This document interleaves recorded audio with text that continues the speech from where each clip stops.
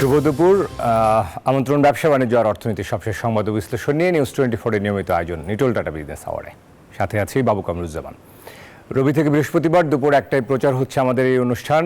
গোটা আয়োজনে দেশ বিদেশের ব্যবসা বাণিজ্যের সবশেষ খবর ছাড়াও থাকছে খবরের বিশ্লেষণ। এছাড়াও শেয়ার বাজার ও মুদ্রা বাজারের আপডেট সহ জানাবো আন্তর্জাতিক বাণিজ্যের হালচাল। শত বছরেও বদলায়নি শ্রমিকের ভাগ্য। উন্নয়নের বাংলাদেশ মধ্য আয়ের পথে রওনা হলেও ব্যাপকভাবে পিছিয়ে শ্রমিকরা। পেট্রোল পাম্প সহ 16 খাতে বছরের পর বছর চলছে একই মজুরি, এমনকি এখনও বহাল আছে 3 যুগ আগের মজুরি। শ্রমিক সংগঠন ও অর্থনীতিবিদরা বলছেন, প্রাতিষ্ঠানিক শ্রমিকদের তুলনায় বেশি আয় বৈষম্যের শিকার অপ্রাতিষ্ঠানিক শ্রমিকরা। মহান মে দিবসে বৈষম্যহীন ন্যায্য পারিশ্রমিক নিশ্চিত হোক প্রতিটি শ্রমিকের, এমন প্রত্যাশা সবার। বিস্তারিত শফিকুজ্জামান রুবেলের প্রতিবেদনে।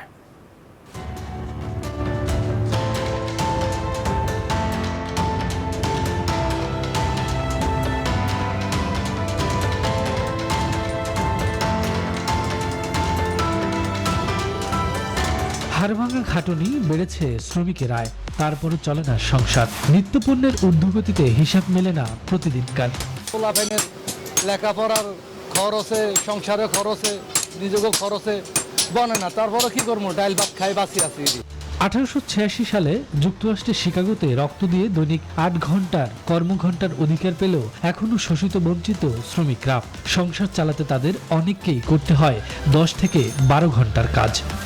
পোষায় না তো, তাও করতে হয়, শিখছি যেটা করতে হইব না। এইসব বেতনের কাজ করে কোনো আয় নাই, কোনো বরকত নাই। সব সাহেব যখন পূর্ণ হয় না, অনেক টান পড়ে। অনেক আছে না যে কিছু একটা করব, ওই রকম কিছু করতে পারি না। বাংলাদেশ পরিসংখ্যান ব্যুরোর তথ্য মতে দেশের মোট জনসংখ্যার 65% মানুষ কর্মক্ষম, আর এর মধ্যে প্রায় 70% শ্রমিক অপ্রাতিষ্ঠানিক কাজে নিয়োজিত। শ্রমিক সংগঠনগুলোর অভিমত, প্রাতিষ্ঠানিক খাতের শ্রমিকরা আইনি সুরক্ষা পেলেও এখনও বঞ্চিত অপ্রাতিষ্ঠানিক শ্রমিকরা। যেমন পরিবহন শ্রমিক থেকে শুরু করে যত শ্রমিকরা, সে বুঝবে আমার পরিবার চালানোর নিশ্চয়তা আছে, আমার বেতনের নিশ্চয়তা আছে, আমার নিয়োগপত্র আছে। শ্রমিকদের হচ্ছে গিয়ে এই দেশের সবচেয়ে অসহায় মানুষ, নির্যাতিত মানুষ। আমি মনে করি মহান মে দিবসের ডাক এই সমস্ত থেকে সরকারকে দাবি মানার জন্য। অর্থনীতিবিদরা বলছেন, দেশের মাথাপিছু আয় ও বিদেশি বিনিয়োগ বাড়লেও 5 দশক পেরিয়ে এখনো সস্তা শ্রমিকের দেশ বাংলাদেশ। মে দিবসের মূল দাবি 8 ঘন্টা কাজ, এটা কিন্তু সংগঠিত শ্রমিকের ক্ষেত্রেও আমরা নিশ্চিত করতে পারি নাই, অসংগঠিত শ্রমিকের ক্ষেত্রে তো করতেই পারিনি। তাহলে এবারের মে দিবসে এটাই স্লোগান যে খাবার ঠিক মতো দাও, রেশনের ব্যবস্থাটা করে দাও, এবং তার সঙ্গে সঙ্গে ট্রেনিং দিয়ে উৎপাদনশীলতা বাড়িয়ে মজুরিটা বাড়াও। দেশের জনসংখ্যাকে জনশক্তিতে রূপান্তর করতে হলে অবশ্যই শ্রমিকদের অধিকার ও তাদের কাজের সুরক্ষা নিশ্চিত করতে হবে। মে দিবসের বদৌলতে শ্রমিকদের সেই অধিকার বাস্তবায়নের সাথে সাথে সকল বৈষম্য ঘুচবে বলে মনে করেন সংশ্লিষ্টরা। শফিকুজ্জামান রুবেল, নিউজ 24, ঢাকা। তীব্র গরমে রুটি রুজি হারিয়ে পথেই লুটিয়ে পড়ছেন বহু শ্রমিক। আন্তর্জাতিক শ্রম সংস্থা আইএলওর তথ্য বলছে, বিশ্বজুড়ে শুধু তাপপ্রবাহে প্রতি বছর প্রাণ হারান প্রায় 19,000 শ্রমজীবী মানুষ। যাদের শ্রম ঘামে গড়ে উঠছে সভ্যতা, তারাই আজ অনিরাপদ। এমন বাস্তবতায় পেশাগত নিরাপত্তা ও স্বাস্থ্যের উপর জলবায়ু পরিবর্তনের প্রভাব প্রতিপাদ্যে বিশ্বব্যাপী আজ পালিত হচ্ছে মহান মে দিবস। মাসুদ রানার প্রতিবেদন। মাথার উপর 42 ডিগ্রি তাপেও থামেনি সাহেব আলীর জীবনের চাকা। টুংটাং আওয়াজে জীবন জীবিকার তাগিদে নিরুপায় তার ছুটে চলা। তবে অসহনীয় গরমে একসময় পোড়া কাঠ হয়ে থমকে দাঁড়ায় 45 বছর বয়সী মানুষটি। গা বেয়ে নামতে থাকে ঘামের স্রোত, পেটের ক্ষুধার প্রতি যেন তার সব আক্ষেপ। দিতে গেলে অনেক ইনকামের ক্ষতি হয়, অনেক কষ্ট করে চালানো লাগে, রেস্টও করা লাগে, ইনকাম করাও লাগে। ইনকাম না করে খাবো কি? এমনি এপ্রিলের খরতাপে বেশি ভোগান্তি এসব খেটে খাওয়া মানুষের। শ্রমিকের ঘামে গড়ে উঠছে নগর বন্দর শিল্প কারখানা।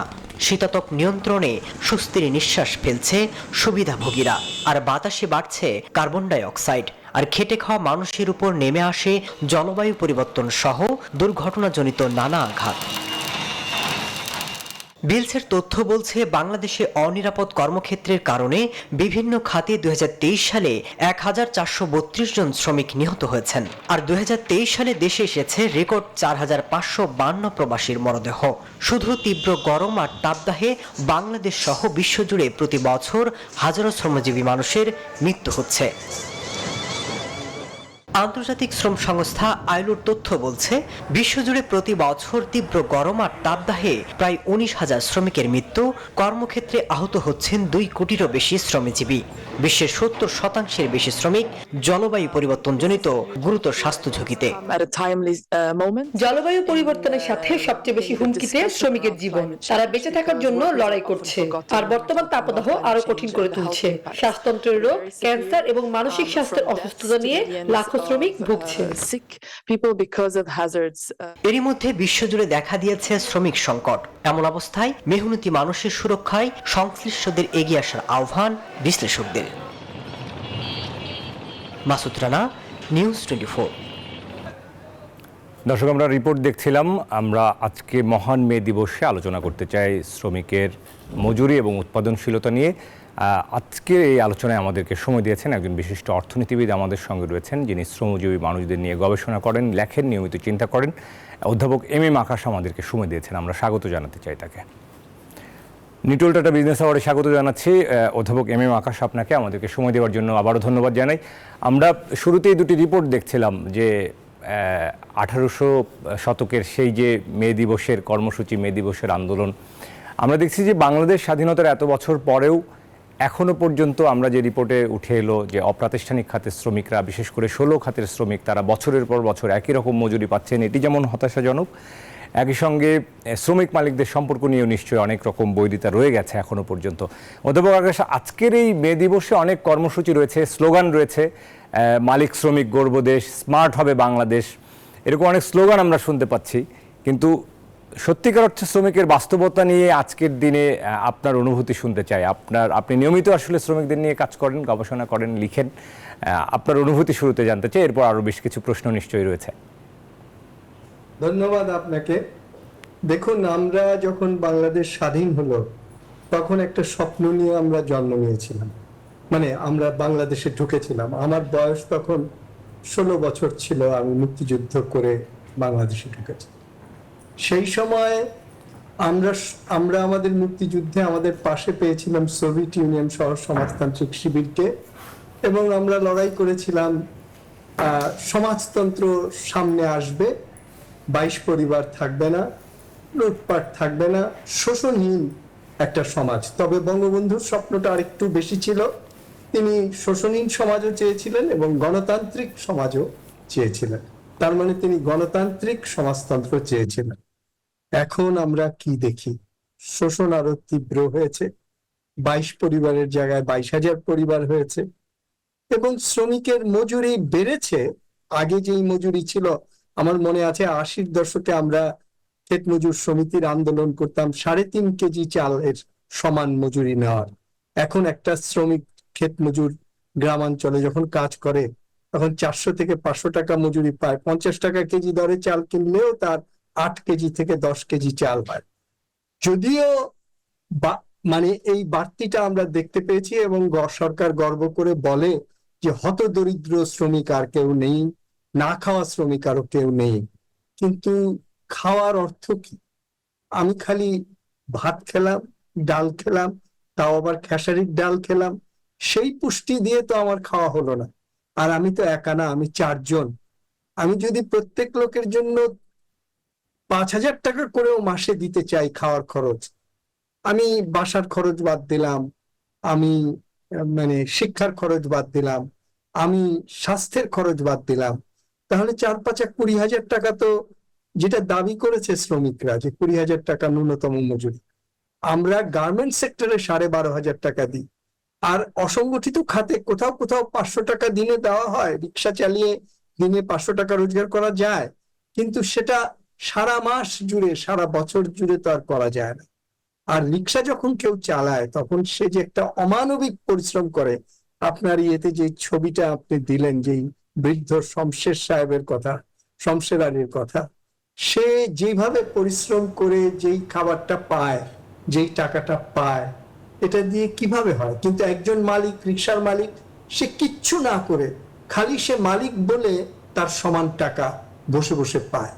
ঠিক কারখানাতেও আপনি ওই একইভাবে, বা বিল গেটসের কথাই ধরেন না কেন, সে খালি চেক বই সিগনেচার করে যেই টাকা রোজগার করে, আর যেই লোকটা তার কারখানায় বিরাট বিরাট প্রোগ্রামিং তৈরি করে যেই টাকাটা তৈরি করে, তার মধ্যে বিশাল তফাৎ।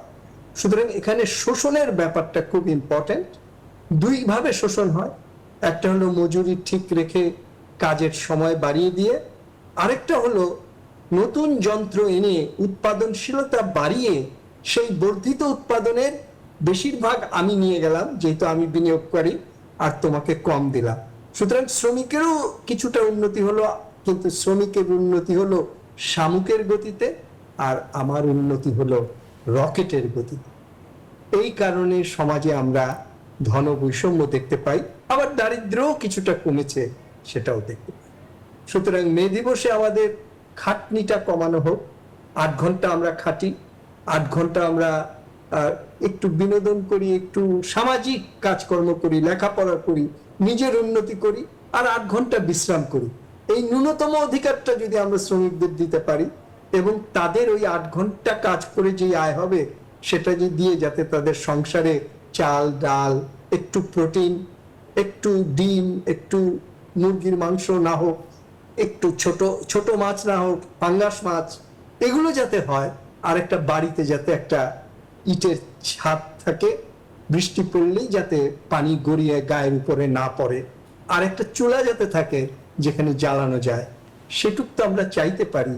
স্বাধীনতার 50 বছর পর নিশ্চয়ই আমরা মধ্য আয়ের দেশ হচ্ছি, সেটা আমরা চাইতে পারি না? জি নিশ্চয়ই অধ্যাপক আকাশ, আমরা স্মার্ট বাংলাদেশের কথা যখন বলছি তখন যদি অন্তর্ভুক্তিমূলক স্মার্ট না হয় সেটি আসলে প্রকৃত অর্থে স্মার্ট হবে না। আমরা অধ্যাপক আকাশ আপনার সাথে আরও কথা বলতে চাই শ্রমিক দিবসের নানা বিষয় নিয়ে। আমাদের সঙ্গে একজন সহকর্মী যুক্ত রয়েছেন চট্টগ্রামে, তিনি শ্রমিক দিবসের নানা কর্মসূচির সাথে আজকে দিনব্যাপী সেখানে রয়েছেন। আমরা তার কাছ থেকে ছোট্ট করে একটু জানতে চাই। চট্টগ্রাম থেকে নয়ন বড়ুয়া, জয়, আশা করি শুনতে পাচ্ছেন। আজকে তো শ্রমিকদের দিন বলা হয়, আজকে আপনি যেখানে রয়েছেন, চট্টগ্রামে রয়েছেন এই মুহূর্তে, সেখানকার আসলে কর্মসূচি বা শ্রমিকরা আসলে কি বলেন, তারা এখন পর্যন্ত তাদের মজুরি নিয়ে, তাদের যে জীবনমান, সার্বিকভাবে আমাদেরকে জানাবেন।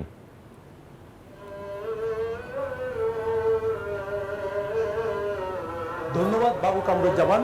আপনি যথার্থই বলছেন যে প্রতি বছরের 1 মে আসলে শ্রমিক দিবস পালন করে আসে চট্টগ্রাম সহ সারা দেশের শ্রমিকরা। তবে তাদের যে অধিকার, সেই অধিকার বাস্তবায়নের লক্ষ্যে কিন্তু এই দিবসটি তারা পালন করে। চট্টগ্রামে তার কোনো ব্যতিক্রম না। তো বিভিন্ন জায়গায় সকাল থেকে শোভাযাত্রা থেকে নিয়ে বিভিন্ন কর্মসূচি শ্রমিকরা পালন করছেন। আমি এখানে আছি, পরিবহন শ্রমিকরা আমাদের পাশে আছেন। এই পরিবহন শ্রমিকরা এই দিবসে তাদের কি প্রত্যাশা, কি দাবি, এই বিষয়গুলো নিয়ে আমরা একটু কথা বলবো। আজকে মে দিবস বলতে যে আপনাদেরই দিবস, তাই না? তো এই দিবসে আপনাদের প্রত্যাশা কি? আসসালামু আলাইকুম। আমাদের দিবসে, শ্রমিক দিবস আমরা প্রতি বছর নিয়ে করে থাকি, কিন্তু আমরা এখানে কিছু সরকার থেকে দাবি দিয়েও দাবি আদায় হচ্ছে না। আমাদের সর্বোচ্চ দাবি হলো আমাদের বর্তমান শ্রমিকেরা ইনকামের সাথে, আমাদের বর্তমানে রোজগারের সাথে ওই যে সংসারী খরচ আছে, বিভিন্ন ধরনের মানে খাবার দ্রব্যমূল্য, তা দিয়ে আমরা কোনো রকম চালাতে পারতেছি না। দ্রব্যমূল্যের ঊর্ধ্বগতির কারণে আমরা সংসার চালাতে হিমশিম খেয়ে যাচ্ছি। তার মধ্যে জি আপনাদের মজুরি ঠিকমতো পান কিনা? আমাদের মজুরি বলতে আমরা সিএনজি চালাই, আমরা চালকরা তেমন কোনো বর্তমানে আমাদের ভাড়া আগের মতো নাই, ভাড়া কমে গেছে। আমরা বর্তমানে অনেক কষ্টের বিনিময় এই সিএনজি চালাইয়ে 200-500 টাকা ইনকাম করে ঘরে নিতে খুব কষ্ট হচ্ছে আমাদের। কি মনে করেন আজকে মে দিবস, শ্রমিক দিবস, তো এই দিবসে আপনাদের প্রত্যাশা কি? কেমন আছেন আপনারা? আসসালামু আলাইকুম, আমার নাম মোহাম্মদ ওয়াসিম, আমি সিএনজি কমিটির সভাপতি। আমরা মে দিবসে মে দিবস আমাদের খুব পালন করি। মে দিবস ভালো লাগে, লেকিন আমাদের শ্রম একটা দাবি, আমরা যে সিএনজি চালাই, আমরা সংসার চালাই, এই সিএনজি আগের মতো নাই। আগে সিএনজি এখন অনেক কিছু দাম বৃদ্ধি পড়ে গেছে। আমার এই সিএনজিতে আগে যে ভাড়া ছিল, ভাড়া নাই। আমাদের গাড়ির সবগুলা ডকুমেন্ট লাইসেন্স এগুলা দিয়ে আমরা গাড়ি চালাই, কিন্তু অটোরিকশা যেগুলা বেআইনিভাবে সরকারের গাড়িগুলা চলে এগুলার দ্বারা আমাদের অনেক ইনকাম করে, তাই আমাদের সংসারে চালাতে এগুলা হিমচিম খাচ্ছি। শুধু পরিবহন শ্রমিক নয়, যারা গার্মেন্টসে চাকরি করে তাদের যে মজুরি ঠিক সময় যেন তারা যেন ন্যায্য মজুরি পায় সেই দাবি কিন্তু তাদের আছে। এই ছিল আমার এখানকার সর্বশেষ। ফিরে যাচ্ছি স্টুডিওতে বাবু কামরুজ্জামানের কাছে। নয়ন বড়ুজয়, ধন্যবাদ আপনাকে আমাদের সাথে যুক্ত হওয়ার জন্য। দর্শক, আমরা আলোচনায় ফিরতে চাই আবারও। আমাদের সঙ্গে অধ্যাপক এম এম আকাশ রয়েছেন, ঢাকা বিশ্ববিদ্যালয়ের অধ্যাপক, অর্থনীতিবিদ। আজকের এই যে শ্রমিকের উৎপাদনশীলতা এবং মজুরি নিয়ে আমরা কথা বলতে চাই। যদি একটু দেখি যে অধ্যাপক আকাশ, যে আমরা যখন শ্রমিকের মালিক শ্রমিকের সম্পর্কের জায়গা দেখতে যাই, তখন দেখতে পাই যে এখনও এই যে স্বাধীনতার 50 বছর পেরিয়েও যেমন শ্রমিকরা বঞ্চিত হচ্ছেন, আপনি বলছিলেন ন্যূনতম মজুরি নিয়ে হতাশা রয়েছে। অপ্রাতিষ্ঠানিক খাতের শ্রমিকরা তো একেবারেই বঞ্চিত হচ্ছেন নানাভাবে। কিন্তু এরপরেও আমরা দেখতে পাই যে প্রশ্ন তোলা হয় যে শ্রমিকদের প্রোডাক্টিভিটির জায়গাটা কম, তারা দক্ষ নয়, উৎপাদনশীলতায় ঘাটতি রয়েছে, তারা তখন বৈশ্বিক মানদণ্ড বিচার করতে যাচ্ছেন। সেই জায়গায় ব্যর্থতাটা আসলে কার? আমরা যদি অষ্টম পঞ্চবার্ষিকী পরিকল্পনার শিল্প খাতের ব্যাকগ্রাউন্ড পেপারটা পরীক্ষা করে দেখি, যেটা লিখেছিলেন এসআর ওসমানী, হয়তো শিল্প খাতে নয়, সমগ্র অর্থনীতি নিয়েই তিনি লিখেছিলেন, আমার ঠিক মনে পড়ছে না, কিন্তু এসআর ওসমানীর সেই ইয়ে থেকে, পর্যালোচনা থেকে এটা বেরিয়ে এসেছে যে 80-র দশকে যখন সামরিক সরকার ক্ষমতায় ছিল, 80 থেকে 90, জেনারেল এরশাদের, যখন শ্রমিক এবং ছাত্ররা খুব লড়াকু ছিল এবং রাজনৈতিক দল আওয়ামী লীগ এবং বিএনপি যখন শ্রমিক ছাত্রদের সঙ্গে নিয়ে এরশাদের বিরুদ্ধে লড়াই করছিল, এমনকি জামাতে ইসলামও লড়াই করছিল, সেই সময় শ্রমিকদের টাকায় মজুরি, তাদের উৎপাদনশীলতা যে হারে বেড়েছে তার চেয়ে সমান বা তার চেয়ে কাছাকাছি হারে বা তার চেয়ে একটু বেশি হারেও অনেক সময় বেড়েছে। তার মানে উৎপাদনশীলতার সঙ্গে মজুরির একটা পজিটিভ সম্পর্ক ছিল। 90-এর পর থেকে যখন গণতন্ত্র আসলো, তখন আমরা দেখলাম শ্রমিকদের নানাভাবে গণতন্ত্রের কথা বলে তাদের স্ট্রাগল বিমুখ করে ফেলা হলো। তারা আর আসলে বড় কারখানা তো আর থাকলো না। আদমজি থেকে একবারে যে 10,000 শ্রমিক রাস্তায় নামবে সেই সুযোগও তাদের নেই। সুতরাং গার্মেন্টস ফ্যাক্টরি, ছোট ছোট ফ্যাক্টরি, শ্রমিকদের লড়াইটা কমে গেল। আর এই পুরো পিরিয়ডে ওসমানীর রিসার্চ থেকে প্রমাণিত যে ঠিক উল্টো, গণতন্ত্র আসলো কিন্তু মজুরি বৃদ্ধির হার উৎপাদনশীলতা বৃদ্ধির হারের চেয়ে কমে গেল। যেটা কিছুদিন আগে জাহিদ হোসেন আপনার এই গতকাল বা পরশুদিন, মানে যখন আমাদের 50 বছরের ইতিহাস নিয়ে আলোচনা হয়েছে, রুটলেজ থেকে বার করা একটা বই নিয়ে পেহমান সোবান, রৌনক জাহান এবং আমরা সবাই আলাপ করেছি, তখন জাহিদ হোসেন এই কথাটা বলেছে সেই বইয়ের রিভিউ করতে গিয়ে ইনইকুয়ালিটি প্রসঙ্গে, যে শ্রমিকদের সঙ্গে উৎপাদনশীলতা অনুযায়ী বা আমাদের গ্রোথ অনুযায়ী বেতনটা তাদেরকে দেওয়া হয়নি। আর আইএলও যেটা বলেছে যে শ্রমিকদের ট্রেড ইউনিয়ন অধিকার দেওয়া হয়নি, যদিও আপনি আইএলও এটাও বলেছে আইএলও যে আগে যে পরিমাণ ট্রেড ইউনিয়নের সংখ্যা ছিল এখন তার চেয়ে বেশি ট্রেড ইউনিয়নের সংখ্যা হয়েছে। সেই হিসাবে হয়তো বলতে পারেন আপনি যে ট্রেড ইউনিয়নের সংখ্যা তো বেড়েছে। কিন্তু আমি সেই দিন ট্রেড ইউনিয়ন লিডারদের সঙ্গে আলাপ করলাম এবং আজকেও আমি আশুলিয়াতে যাব এবং আলাপ হবে। তাদের মূল অভিযোগ হলো যে ট্রেড ইউনিয়ন গঠন করার, এই আজকেও দেখলাম যে একজন শ্রম দপ্তর থেকে বলেছে যে 15% শ্রমিক যদি স্বাক্ষর করে তাহলেই তার একটা ট্রেড ইউনিয়ন তারা করতে দেবে। আগে ছিল 30%, তার মানে একটা কারখানায় 3টা ট্রেড ইউনিয়ন হতে পারতো। এখন হয়তো একটা কারখানায় 15% করে শ্রমিক হলে 6টা বা 7টা ট্রেড ইউনিয়ন হতে পারবে।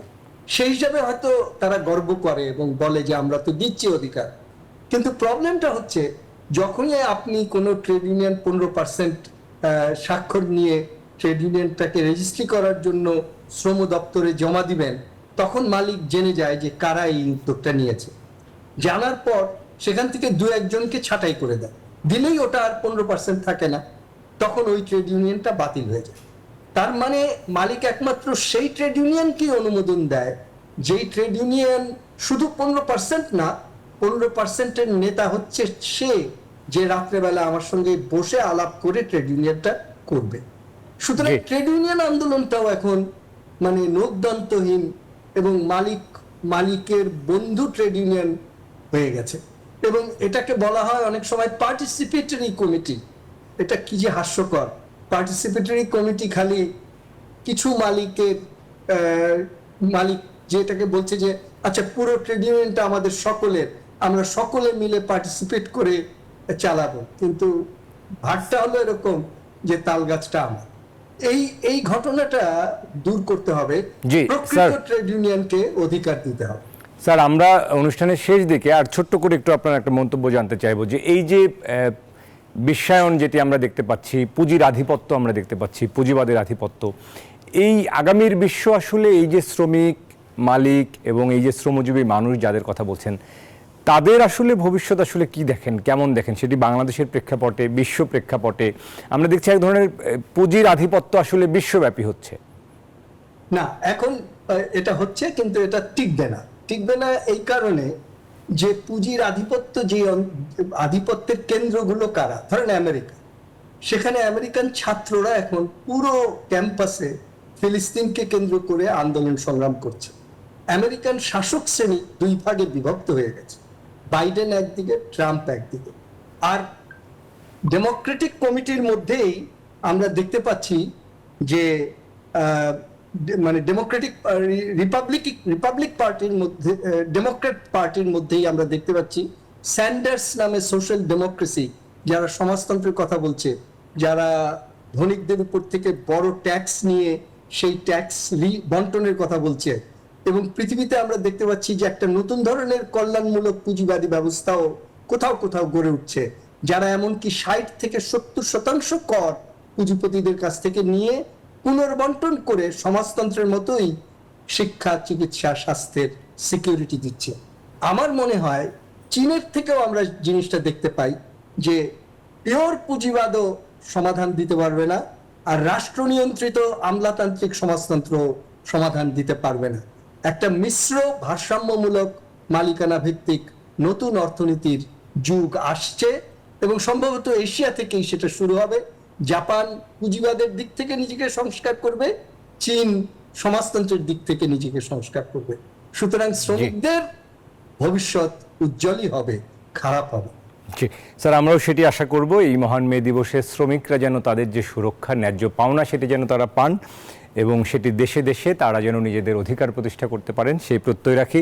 আজকের দিনে যুক্ত হওয়ার জন্য স্যার অসংখ্য ধন্যবাদ জানাই আবারও। আপনাদেরকেও অনেক ধন্যবাদ। জি, দর্শক, আমাদের সঙ্গে যুক্ত ছিলেন অধ্যাপক এম এম আকাশ, কথা বলছিলেন এই মে দিবসের নানা বিষয় নিয়ে। যাচ্ছি অন্যান্য সংবাদে।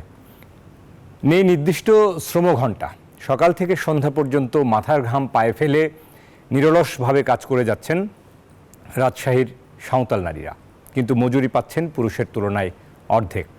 বন্ধ হয়নি শিশুশ্রম, তবে সংশ্লিষ্ট অন্যান্য দপ্তরের ওপর দায় চাপিয়ে দায়িত্ব এড়াতে চায় শ্রম অধিদপ্তর। মে দিবসে নাগরিক সমাজের প্রত্যাশা নারী শ্রমিকদের ন্যায্য মজুরি নিশ্চিতের পাশাপাশি শিশুশ্রম বন্ধে সব পক্ষ সমান তালে কাজ করবে। রাজশাহী থেকে রঞ্জু মাহমুদের ক্যামেরায় মতিউর মর্তুজার প্রতিবেদন। শাপলা ও লিলি রাজশাহীর সাঁওতাল সম্প্রদায়ের এই দুই তরুণী দীর্ঘদিন থেকেই নির্মাণ শ্রমিক হিসেবে কাজ করছেন। নেই নির্দিষ্ট কর্মঘণ্টা, কাজ শেষে কখনো গভীর রাতেও বাড়ি ফিরতে হয়। পুরুষের তুলনায় বেতনও পান কম, পেটের তাগিদে অনিরাপদ কর্মক্ষেত্রে কাজ করে যাচ্ছেন এই দুই তরুণী। কোনদিন রাত 9টা 10টা বাজে যায়, কারণ নিত্য রাস্তার পিচ হয়, তখন ওদেরই মজুরি বেশি দেয়, আমাদেরই কাজ করতে কষ্ট হয়, আমাদের যদি দেয় তাহলে ভালোই হবে। অন্য নারী শ্রমিকদেরও একই অবস্থা, জীবনের ঝুঁকি নিয়ে কাজ করে যাচ্ছেন শিশুরাও। কর্মক্ষেত্রে দুর্ঘটনায় আহত হলেও মিলে না স্বাস্থ্যসেবা। অ্যাক্সিডেন্ট হইলে মালিক টাকা দেয় না, আমাদের টাকা দিয়ে আমাদেরকে চিকিৎসা করাতে হয়। রাতও হয়, কোনোদিনে ওভার টাইম করতে গেলে রাতও হয়। শিশু শ্রম, নারী শ্রমিকদের বেতন বৈষম্য ও কাজের নিরাপদ পরিবেশ নিশ্চিতের বিষয়ে সংশ্লিষ্ট অন্যান্য দপ্তরের উপর দায় চাপিয়ে দায়িত্ব এড়াতে চায় শ্রম অধিদপ্তর। বেতন বৈষম্য, কর্মপরিবেশ, সমান পরিবেশ, এই ইট অ্যান্ড এভরিথিং, এই বিষয়গুলো দেখে কনভেনশন অফ খ্রিস্টান অধিকার। আমরা শুধু যে দুটো বললাম আপনাকে, কনভেনশন 87 এন্ড কনভেনশন 98, আইলো কনভেনশন। নারী নেত্রীরা বলছেন, দেশের সুষম উন্নয়ন নিশ্চিত করতে প্রান্তিক পর্যায়ে নারী ও পুরুষ শ্রমিকদের বেতন বৈষম্য দূর করতে হবে। সেই সাথে নিশ্চিত করতে হবে নারীদের নিরাপদ ও স্বাস্থ্যকর কাজের পরিবেশ। যেহেতু মেয়েরা আসলে দীর্ঘ সময় ধরে কাজ করছে, ভালো স্যানিটেশনের ব্যবস্থা না থাকলে তারা হয়তো বিভিন্ন রোগে আক্রান্ত হতে পারে। যে নারীটি আসলে পরিশ্রম করছে সারাদিন, তাকে হয়তো পুরুষের থেকে অর্ধেক পারিশ্রমিক দেয়া হচ্ছে। নাগরিক সমাজের প্রতিনিধিরা বলছেন, শ্রমিকের ন্যায্য অধিকার প্রতিষ্ঠার দায়িত্ব রাষ্ট্রকেই নিতে হবে। শ্রমিকদের সে আশা পূরণ হয়নি, শুধু হয়েছে এক শ্রেণীর মানুষের। সেই ক্ষেত্রে আমি মনে করি যে আবারও কি সেই শিকাগো শহরের মতন আন্দোলন সংগ্রাম বা জীবন দিতে হবে? আমি রাষ্ট্রের কাছে, বিশ্বের কাছে আবেদন জানাচ্ছি। নারী শ্রমিকদের ন্যায্য মজুরি নিশ্চিতের পাশাপাশি শিশু শ্রম বন্ধে সব পক্ষ একযোগে কাজ করবে, এমনটাই প্রত্যাশা সকলের। Desk report, news 24। দর্শক, নিটোল টাটা বিজনেস আওয়ারের সময় হলো একটা বিরতি নিবার। ফিরবো দেশ ও বিশ্ব বাণিজ্যের অন্যান্য খবর নিয়ে, আশা করি সাথে থাকবেন। দর্শক, বিরতির পর আবারও স্বাগত নিটোল টাটা বিজনেস আওয়ারে। সাথে আছি বাবু কামরুজ্জামান। ব্যাপক সংস্কার করা না হলে 2041 সাল নাগাদ 50 লাখ কোটি রাজস্ব হারাবে বাংলাদেশ। ধীরে ধীরে কর ছাড় কমিয়ে আনা গেলে রাজস্ব বাড়ানো সম্ভব বলে মনে করেন অর্থ প্রতিমন্ত্রী। এ সময় রাজস্ব আদায়ে হয়রানি বন্ধ ও অটোমেশনের দাবি জানান ব্যবসায়ীরা। আর রাজস্ব আদায় বাড়াতে ব্যবসায়ীদের সহযোগিতা চেয়েছেন এনবিআর চেয়ারম্যান। মঙ্গলবার রাজধানীর একটি হোটেলে পিয়ারায় আয়োজিত এক আলোচনায় এসব বিষয় উঠে আসে। চলতি অর্থ বছরে রাজস্ব আদায় লক্ষ্যমাত্রা 5 লাখ কোটি টাকা, আর ঘাটতি 2,61,000 কোটির বেশি। ঘাটতি মেটাতে বৈদেশিক ঋণের পাশাপাশি 1,55,000 কোটি টাকা স্থানীয় ব্যাংকিং ব্যবস্থা থেকে ধার করছে সরকার। এই উচ্চ ঋণের বোঝা রাজস্ব আদায়ে নিম্ন প্রবৃদ্ধি আর আর্থিক খাতের দুর্বলতাকে দেশের অর্থনীতিতে বড় ঝুঁকি হিসেবে দেখছে গবেষণা প্রতিষ্ঠান পলিসি রিসার্চ ইনস্টিটিউট, পিআরআই। সংস্থাটি বলছে, রাজস্ব ব্যবস্থাপনায় ব্যাপক সংস্কার করা না হলে 2041 সাল নাগাদ 50 লাখ কোটি টাকা রাজস্ব হারাবে বাংলাদেশ। এই বছরে ব্যাংকিং খাতে সর্বসাকুল্যে ডিপোজিট গ্রোথ হয়েছে 1,50,000 কোটি টাকা। সরকার নেবে 1,56,000 কোটি টাকা। এই মার্কেটে এই পরিমাণ domestic borrowing by the government is not sustainable. সংস্থাটি বলছে, বিভিন্ন খাতে কর ছাড় দেওয়ার কারণে বিপুল রাজস্ব থেকে বঞ্চিত হচ্ছে সরকার। ধীরে ধীরে কর ছাড় থেকে বেরিয়ে আসতে পারলে 4 বছরের মধ্যে রাজস্ব আদায় বাড়বে 60,000 কোটি টাকা। এমন ভাবনার সাথে একমত অর্থ প্রতিমন্ত্রীও। অনেক ব্যবসা হয়তো এক্সামিশনের জন্য চেয়েছিলেন 25 বছর আগে, তো 25 বছর ধরে সেই এক্সামিশন রেখে দেওয়ার তো আমি কোনো যৌক্তিকতা দেখি না। এ সময় রাজস্ব আদায় বাড়াতে ব্যবসায়ীদের সহযোগিতা চেয়েছেন এনবিআর চেয়ারম্যান। তবে কর আদায়ে হয়রানি বন্ধের দাবি জানিয়েছেন ব্যবসায়ীরা। আমরা ট্যাক্স দিতে চাই, কিন্তু ট্যাক্স দেওয়ার যে প্রক্রিয়া সেটাকে আমাদের জন্য আপনাদের আরো সহজীকরণ করতে হবে। Automation and automation hassle free তখনই হবে যখন অটোমেশনটা হয়ে যাবে। আমি আশা করি এনবিআর একই জায়গাতে কাজ করবে। আমরা কিন্তু প্রতিনিয়ত সিস্টেমটাকে ইজি করার চেষ্টা করছি, আপনাদের ট্যাক্স দেওয়া সহজ করার চেষ্টা করছি। রেট থেকে শুরু করে অন্যান্য যে কমপ্লায়েন্সের ইস্যুগুলো আছে সেগুলো যাতে সহজ হয় সেই কাজ করে যাচ্ছি। দেশীয় শিল্পের বিকাশে কাঁচামাল আমদানিতে শুল্ক হার আরও কমানোর আশ্বাস দিয়েছেন জাতীয় রাজস্ব বোর্ডের chairman. Made in Bangladesh concept একটা নিয়ে কাজ করে যাচ্ছি। হোসাইন শাহাদাত, নিউজ 24, ঢাকা। দর্শক, এবারে জানাবো স্বর্ণ ও মুদ্রা বাজারের আপডেট, সবশেষ দরদাম। আমরা দেখে নেব বাংলাদেশ জুয়েলার্স অ্যাসোসিয়েশন নিয়মিত আন্তর্জাতিক বাজারের সাথে সমন্বয় করে যে হালনাগাদ তথ্য দিয়ে থাকেন, সেখানে দেখতে পাই যে স্বর্ণের দাম নিয়মিত কিন্তু ওঠানামা করছে। সবশেষ 22 ক্যারেটের সব থেকে ভালো মানের স্বর্ণের দর এখন 1,11,000 টাকা প্রতি ভরি, এবং 21 ক্যারেটের স্বর্ণের দাম পড়ছে 1,06,000 টাকা ভরি। 18 ক্যারেটের যে স্বর্ণ রয়েছে সেটির দাম 90,863 টাকা ভরি। সনাতন স্বর্ণের দাম 75,559 টাকা ভরি। আমরা দেখেছিলাম 1,18,000 পর্যন্ত কিন্তু 22 ক্যারেটের স্বর্ণের ভরি হয়েছিল। এই হচ্ছে স্বর্ণের দর, এবং পাশে গ্রাম প্রতি দর দেখানো রয়েছে। এবারে রূপার দাম অনেকদিন ধরে অপরিবর্তিত রয়েছে। আমরা দেখেছি 22 ক্যারেটের সব থেকে ভালো মানের যে রূপা রয়েছে সেটির দাম পড়বে প্রতি ভরিতে 2,098 টাকা, এবং 21 ক্যারেটের যে রূপা রয়েছে সেটি 2,005 টাকা প্রতি ভরি। 18 ক্যারেটের রূপার দাম পড়বে 1,714 টাকা। সনাতন রূপার দাম পড়বে 1,282 টাকা।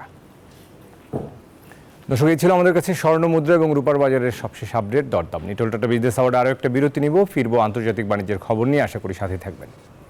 দর্শক, বিরতির পর আবারও স্বাগত নিটোল টাটা বিজনেস আওয়ার্ডে। এবারে বিশ্ব বাণিজ্যের খবর।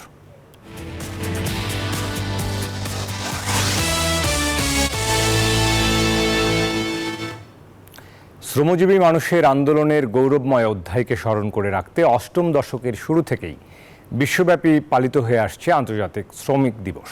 পহেলা মে দিবসটি প্রতিষ্ঠা পায় শ্রমিকদের দাবি আদায়ের দিন হিসেবেই। তারই ধারাবাহিকতায় দ্বীপরাষ্ট্র মালদ্বীপে নানা আয়োজনের মধ্য দিয়ে দিবসটি পালিত হয়ে আসছে। মালদ্বীপ থেকে ইমরান তালুকদারের তথ্যচিত্রে বিস্তারিত। বিশ্বের অন্যান্য দেশের মতোই পয়লা মে মালদ্বীপে পালিত হয় আন্তর্জাতিক শ্রমিক দিবস। এ উপলক্ষে দেয়া হয় সরকারি ছুটি। প্রবাসী শ্রমিকদের সমস্যার সমাধানের লক্ষ্যে মালদ্বীপে বাংলাদেশের দূতাবাস নিরলস কাজ করে যাচ্ছে বলে জানালেন মিশনের শ্রম কাউন্সিলর মোহাম্মদ সোহেল পারভেজ। এছাড়াও মে দিবস উপলক্ষে মালদ্বীপে অবস্থিত প্রবাসী বাংলাদেশি শ্রমিকদের শুভেচ্ছা জানান তিনি। আমাদের যারা প্রবাসী ভাইরা মালদ্বীপে কর্মরত আছেন, তারা তাদের এখানে যে অধিকার সমূহ রয়েছে সেটি সম্পর্কে আপনারা জানবেন এবং নিজেরা সচেতন হবেন। শ্রমিক দিবস পালনের মধ্য দিয়ে প্রতিটি দেশের শ্রমিক ও মালিকদের অধিকার সংরক্ষিত হয়ে থাকে। শ্রমজীবী মানুষের পরিশ্রম একটি দেশকে উন্নতির শিখরে পৌঁছতে সহায়ক ভূমিকা পালন করে। তবুও কোনো কোনো দেশে মালিক কর্তৃপক্ষের অন্যায় অনাচারের ফলে খুবই মানবেতর জীবনযাপন করে শ্রমিকরা। মালিকদের প্রতি আমি বিনীতভাবে অনুরোধ করবো, আপনারা সকলে শ্রমিকের ন্যায্য দাবি দাবা আদায়ে তাদেরকে সহযোগিতা করবেন। আমরা চাই শ্রমিকদের অধিকার, তাদের বেতন ভাতা এবং তাদের স্বাস্থ্য এবং তাদের খাদ্য সবকিছু যেন ইনশিওর হয় এবং তাদের নিরাপদ অবসান হয়। সময় মতো ন্যায্য মজুরি ও ভাতা পরিশোধ করার মাধ্যমে প্রতিটি শ্রমিকের পরিবার অর্থনৈতিক সংকট থেকে রেহাই পাবে বলে মনে করেন প্রবাসীরা। Desk report, news 24। দর্শক, এই ছিল নিটোল টাটা বিজনেস আওয়ারের এখনকার আয়োজন। ব্যবসা বাণিজ্যের সবশেষ খবর ও খবরের বিশ্লেষণ জানতে চোখ রাখুন রবি থেকে বৃহস্পতি দুপুর 1টায় বিজনেস আওয়ারে। এছাড়াও রাত 9টায় বিজনেস এক্সপ্রেস দেখার আমন্ত্রণ জানিয়ে শেষ করছি। এতক্ষণ সাথে থাকার জন্য সবাইকে ধন্যবাদ।